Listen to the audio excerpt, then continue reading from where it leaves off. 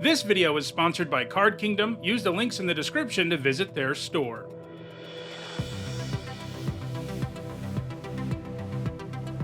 Hi everyone, I'm Nitsa Hone, and it is Saturday. That means it's time for Nitsa Notes, my weekly vlog series about limited magic. We're going to be doing a couple of things in this video, using data to look at Tarkir Dragonstorm. The data I use is always from 17 Lands. You can go to 17lands.com and sign up to have them track your data. There are hundreds of thousands of people who have. So we've actually got a lot of data when it comes to draft. As a result of this, it gives us way more information than we can ever get based only on our own personal experiences. And that's the value of it. It doesn't tell you everything. It's not the end all be all. You shouldn't do a draft just based on data. But I do think it can help tell us something about the format. And I'm going to do what I usually do about this time, which is look at cards that are being overrated. In other words, taken too early based on what their win rate actually is. But I'm also going to do something else that I don't normally do, and maybe it's something I'll start doing, but I think it's particularly interesting in this format to look at the deck color data. By that I mean looking at how decks are performing collectively based on what colors they are, how many colors they are. And I think the way it pans out is probably going to surprise some people. That's why I think it's so worth taking a look at this kind of data, because I think a lot of people would go into this format thinking they should be a 3-color deck all the time because they're 3-color cards, but that's not really what the data says. And I think that it's useful to see why the data says otherwise and to discuss why it is that way. So to start with, let's look at the 2-color decks, which of all of the different color combinations, which are 2-color, 2-color plus splash, 3-color plus splash, 4-color, 5-color, all of those, the collective win rate of 2-color decks is 58.3%. That is much higher than the others.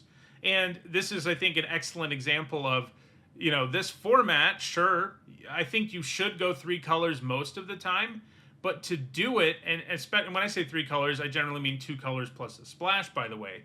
But to do it, you need good fixing. And I think some people are going into this format automatically trying to draft like a 3-color deck, and they just don't have good enough fixing to make it work. And so it really tanks their win rate. Like, it doesn't matter if you have powerful cards if your mana's bad. And 2-color decks don't really have to worry about it. Now, I mean, they still have access to pretty good fixing, gain lands, tri lands. Those things are still pretty good in 2-color decks. But they don't have to worry about it as much, and that's why they have such a high win rate at 58.3%. And, to look at the actual how things break down, I've talked about it a lot, but this format is actually really balanced when it comes to 2-color combinations. The enemy pairs, which are the main 2-color combinations in the set, the ones with the most support, those being Orzhov, Golgari, Simic, Izzet, and Boros. Boros is the only one that's like a big outlier. Like, it's way better than the others. If you're going to draft a 2-color deck, and this is how I end up in 2 colors the most often, it's Boros. Because what you actually want to do is just curve out and crush people before they play their silly mana rocks and things. That's what that deck wants to do. And adding a 3rd color just slows it down. You don't really want to try to be Mardu in a lot of the red-white decks. You just want to be red-white. But you can see that the other 4-color pairs with, Simic a little bit of an outlier on the other end, you can see that they're all performing similarly, and I think that's a good thing for the format. You can even see the allied color pairs, albeit with much smaller sample sizes, are also performing well. And I will note, overall, there's a small sample size of these 2-color decks. We've only got 21,000 of them, which, relatively small sample size. It is smaller than what we have for the others, and maybe the win rate gets pulled down if people draft 2-color decks more.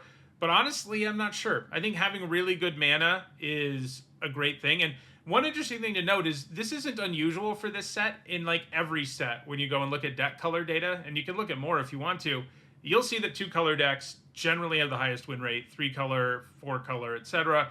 When your mana needs to be better, your win rate tends to drop if you don't actually have that good mana. And I think people are way too bold with their mana. And this format has a lot of good fixing, like, you've got the Monuments at uncommon, the Tri-lands at uncommon, Gain lands at common, Evolving Wilds, the Devotees are pretty good, there's the Dragon Orb, there's a lot of good fixing, but I think a lot of people are still trying to play a 3-color deck when they shouldn't be, and I think that's reflected when we start to look at the other color combinations, like once we look at 2-color plus Splash, we've got an average win rate of 55.5%. That's almost 3% lower than just straight up two color. Sample size is bigger, so we have more statistically significant data here, but it's still very notable that the win rate is that big of a difference.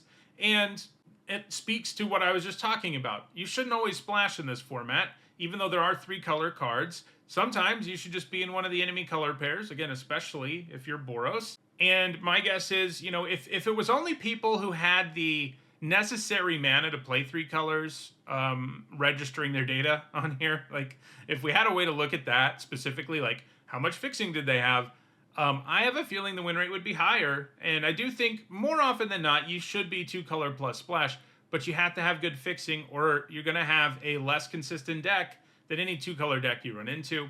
And this gets more pronounced the further we go down. If we talk about three color decks, the win rate drops to 54.9%.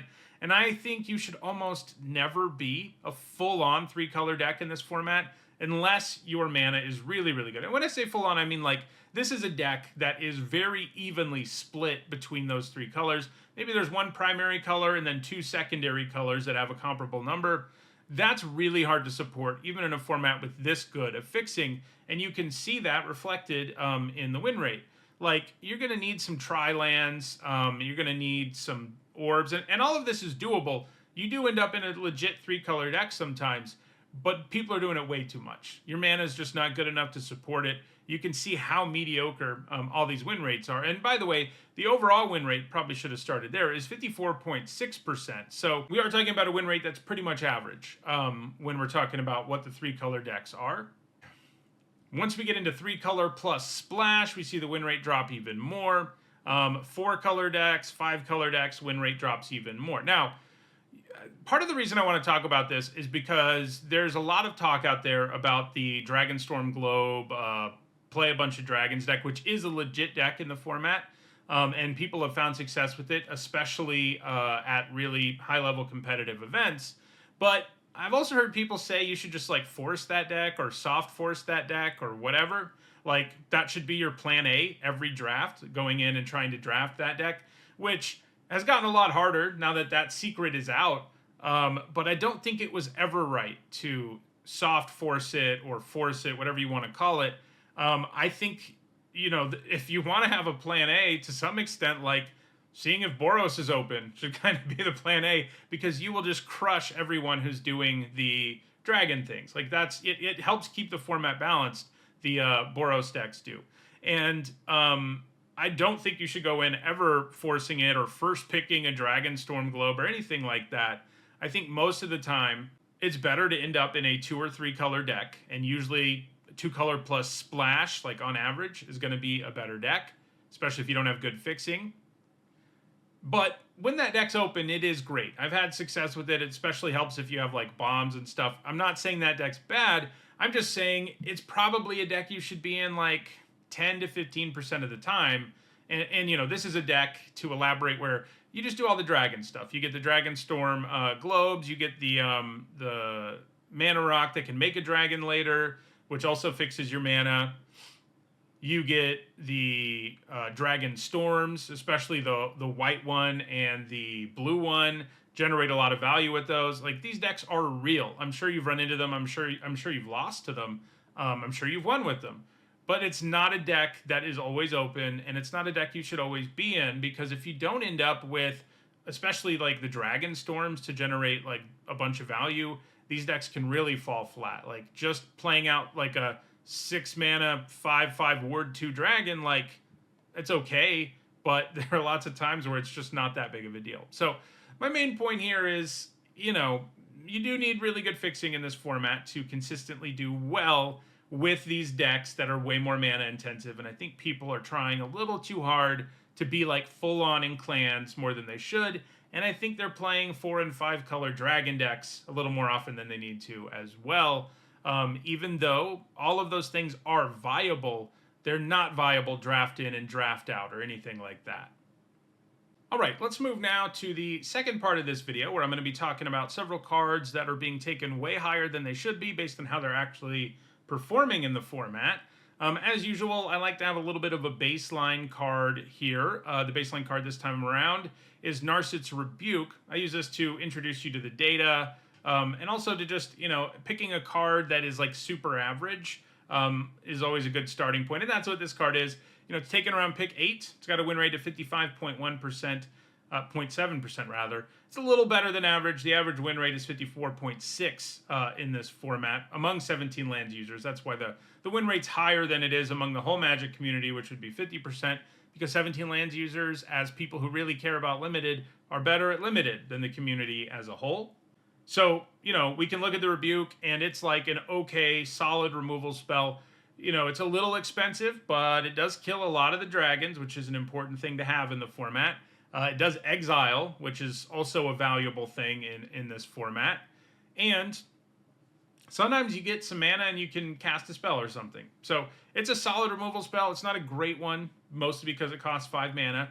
But as we'll see, every single card on this list is taken earlier, in most cases much earlier, in the draft than Narset's Rebuke is. But they are performing substantially worse. So that's what I mean when I say these cards are overrated. They're being taken way too early for how they're performing. Some of them, and I'll note it, are pretty much unplayable in the format, despite where they're being taken. Others are certainly solid cards, but shouldn't be getting taken where they are. So let's go ahead and dive in, and we will start with Salt Road Skirmish. So I think this one's an interesting comparison point because it is a removal spell, much like Narset's Rebuke is. It is in a different color, and that ever makes these comparisons like perfect, because how good a color is impacts, where a card ranks. But I do think this format, in terms of like best commons and uncommons, the colors are pretty evenly matched, so it's not a huge difference here. But the point is, this card is taken around pick 4.5, and it has an exactly average win rate of 54.6%, so substantially lower than the Rebukes. Basically, people are taking this card like it's premium removal, when in reality it's more like Narset's Rebuke. It's not an instant, and that is a big pain. You do need removal in this format that can answer anything, because dragons are everywhere, and this does it. But 4 mana, sorcery, destroy target creature, that would be a pretty mediocre removal spell. And you get a bonus here in the form of 2/1/1s, and the idea of killing your opponent's creature and then having extra bodies to attack certainly results in more damage. But I'm sure you've cast a lot of these where it just doesn't feel that great. Oftentimes you can't attack. If your opponent has a lifelinker in play, the 1/1 tokens are especially hilarious. Sometimes you can cash them in for value or whatever, but it doesn't line up that often. And this is one of these where I'm not saying it's a bad card. It's just like more like Narset's Rebuke than it is a premium removal spell. It's just too clunky and too slow as a sorcery to usually generate anything close to a blowout. It gives you like a 1-for-1 removal effect most of the time. Maybe you get slightly more than a card worth of value, but frequently you just get 1. If you run into ward or things like that, it gets even clunkier. So yeah, it shouldn't be getting taken so early in the draft. Like, nobody should be taking this card around pick 4. It is a playable card, and you'll certainly play one of these in your black decks and feel fine about it, but you shouldn't be taking it so early. Now let's look at the other end, a card that is being taken really early, but I think is pretty close to unplayable in the format, and that is Starry-Eyed Skyrider. So it's got a win rate of 51.7%, which is substantially worse than like a sea-level card, and it's being taken around pick 5.4. I like this card a reasonable amount in the set review. I did have some concerns, namely about the bad stat line and how bad it was going to line up against Caustic Exhale. And that's kind of been what the problem is to some extent. And, being a flyer this small in a set with lots of huge flyers, these are all things I mentioned in the set review. It's still worse than I expected, though. I envisioned it coming down and letting your mobilized tokens get in for damage, like the turn it comes down, and it happens. But it often doesn't do anything because it's too small of a flyer. Your opponent has bigger flyers, so the fact it can give your other things flying and maybe give your tokens flying, it ends up not really being enough. And it's interesting because, Boros is a good deck, right? So you'd think maybe this card would be good. You're going to make a lot of tokens in Boros, but isn't really what you want in Boros. You just want to be playing out creatures who have good stats and just keep attacking as you you leverage your really good common removal against all their stuff, and you just keep attacking them. And this doesn't contribute that much extra damage in that kind of deck. You'd much rather, like, you would rather just have 3 mana, 3/3, no effect, than you would this card in this particular deck. Because at least then, when you're opening yourself up to Caustic Exhale and stuff, you have a higher ceiling in terms of how much damage the card can do.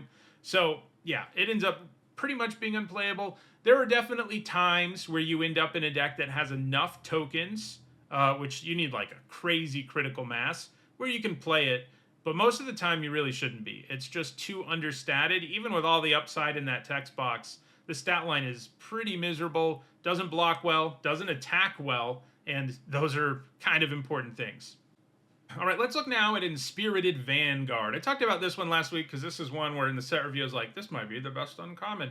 And here we are. It's taken around pick 5 and has a win rate of 54.7%. So, like I said last week when I was, reevaluating cards I was very clearly wrong on, this is still a playable card, but it's like a C, like it's just solid.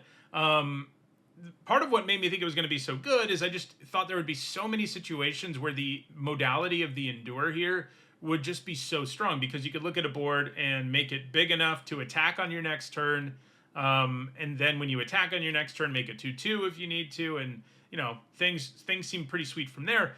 But most of the time, like if you're going up against Boros, for example, you just have to make a 3/2 and a 2/2. And usually not block that effectively. And it dies to lots of cheap removal when you have to do that. You do get 2 bodies, so that's not a disaster, but these bodies don't block very well against a color that has lots of evasive and first strike creatures that don't really care about these bodies. And like if you are in a green deck, you generally have some big awesome dragon that you'd rather be slamming on the table because it returns your Dragonstorms, it comes into play as a counter. Like, that's usually what you'd rather be doing. Or even, there's the 6-drop that is a 4/4 reach that has Endure 3. That just ends up being better in your deck in a similar slot than this is, because, first of all, reach really matters in a format with a bunch of dragons, and the bodies are just enough bigger in that situation that you have much better blocks, and you can still pressure your opponent pretty well. So, it's fine. It's a C, but people are taking it like as if somebody, or mini set review people thought this was going to be good. And people are taking it like it is, but in reality, it's just okay. There are just better things you want to have in your 5 and even 6 mana slot than this. Just because it doesn't really pan out that you get the trigger more than once most of the time. There are times where it takes games over, of course. Like if this comes out on an empty board, it's like game over or close to empty, but that just doesn't happen very often.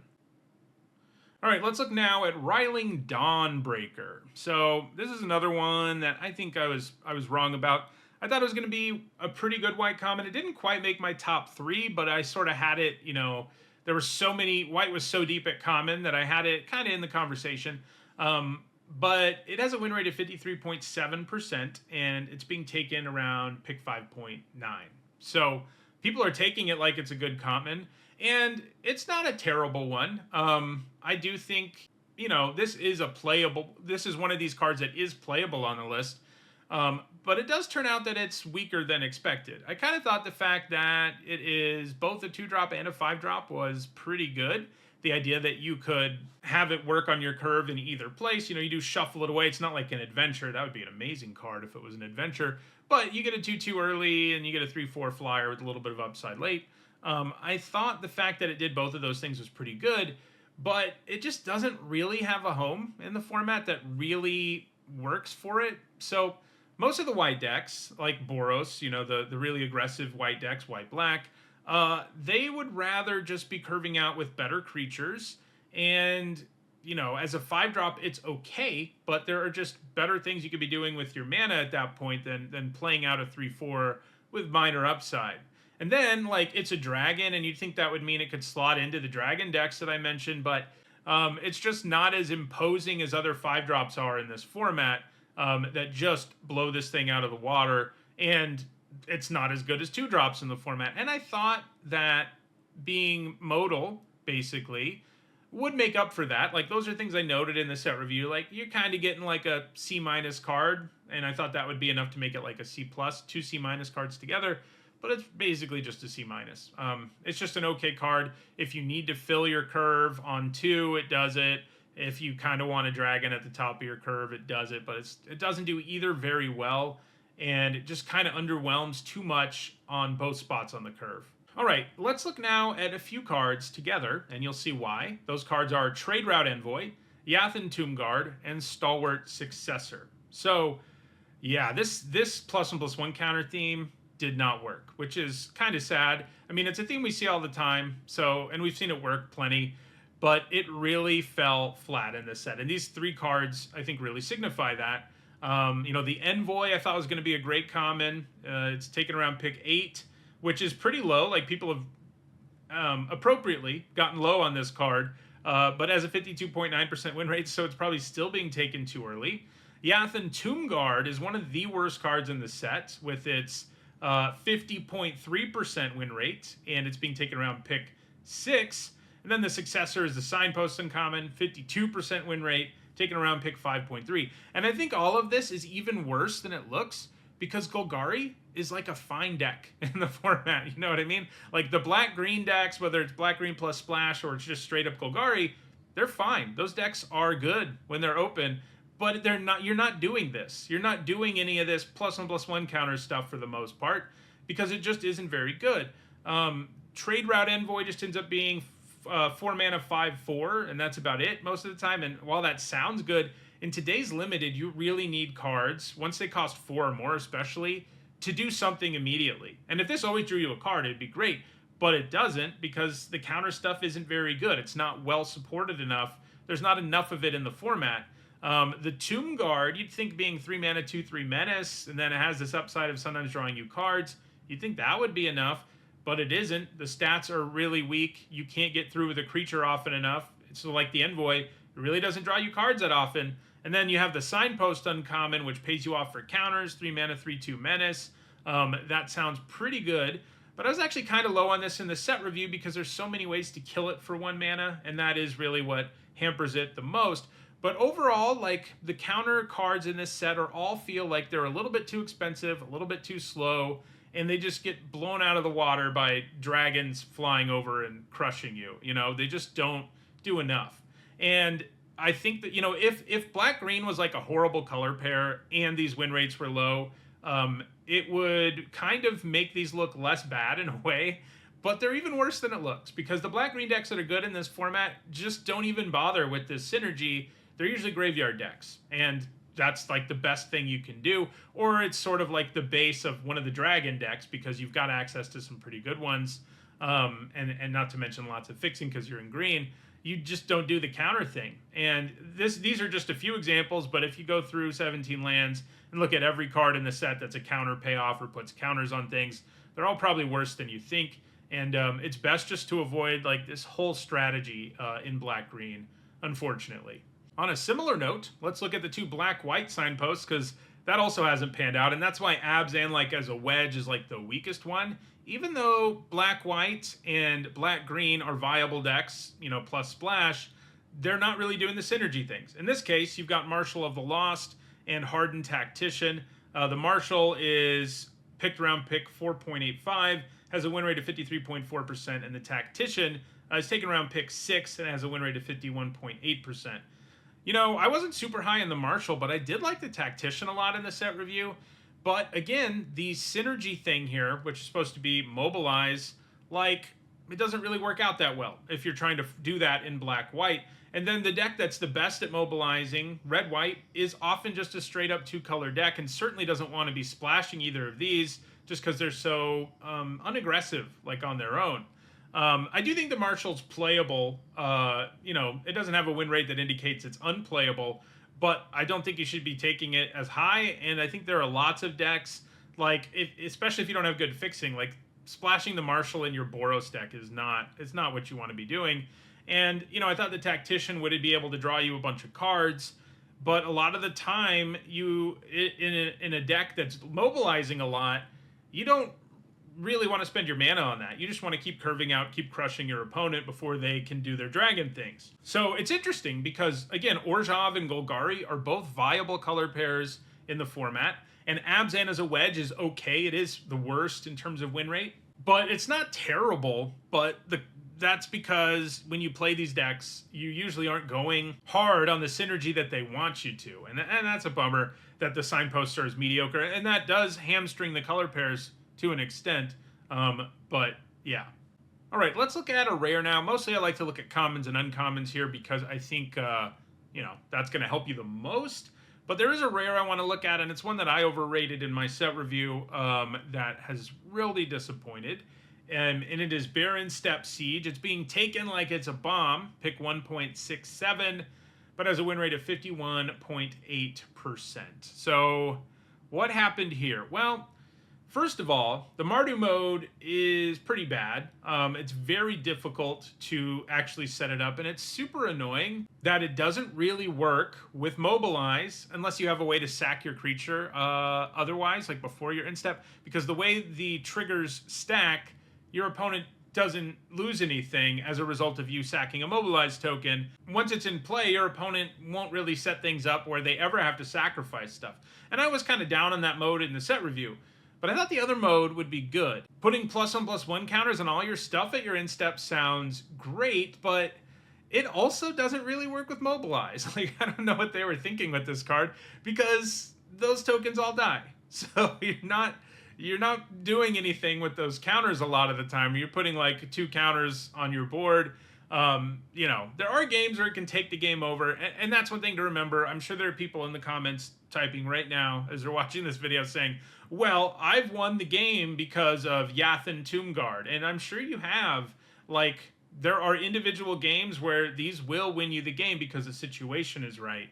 However, we can see over hundreds of thousands of drafts that it doesn't work so well. And we have to keep that in mind when evaluating these cards. And I've won games because of Baron Steppe Siege. I was taking it like it was a bomb early, but I've had more where I play it and I'm like, this isn't that good. Like, I need a 4-drop creature right now, not this thing that's going to put a counter on my 1/3 and my 2/2. You know what I mean? Like, sure, it can eventually snowball, but you don't add to the board in a big way right away, and your opponent can also fly over all the creatures you're putting counters on, etc. So the Siege is not very good. I think it's just a little too expensive. I think at 3 mana, like Broker's Ascendancy, which also put counters on your whole board, like, I think 1 less mana would have made this a lot better. But it is awkward that the 2 modes don't work with one of the key mechanics. They do work with Endure, which is something, but not so well with Mobilize. All right, so let's wrap things up with a look at another removal spell, Dragon's Prey. So this is being taken around pick 4, and it has a win rate of 55.3%. So that is lower than Narset's Rebuke. I think it's on the same level as the Rebuke. It's an okay removal spell, but it ends up not really feeling premium most of the time. And I think that's what I kind of felt in the format. I gave it a C+, I think, in the set review, short of premium, because I thought the dragon thing was a problem. And it has been. Sure, you can kill dragons with it, and you need cards that can do that, but paying 5 to kill most of them doesn't feel great unless it's like the scariest dragon ever. And even if it is, a lot of them have enters triggers and stuff like that. So you really end up not even getting a 1-for-1. Paying 5 to kill a dragon isn't very good, and paying 3 to kill most of the things lower on the curve also doesn't feel very good. Sometimes you get something big to kill that isn't a dragon, and you kill it for 3 and it feels good. But most of the biggest things in this format are dragons, and most of the things it can kill for 3 mana are cheap. So it ends up not really ever giving you an amazing rate. It can always do the thing, and it is splashable. So if you're in like a Dragonstorm Globe deck, it's a nice card to have around, just because you need something to kill opposing dragons, and other stuff too.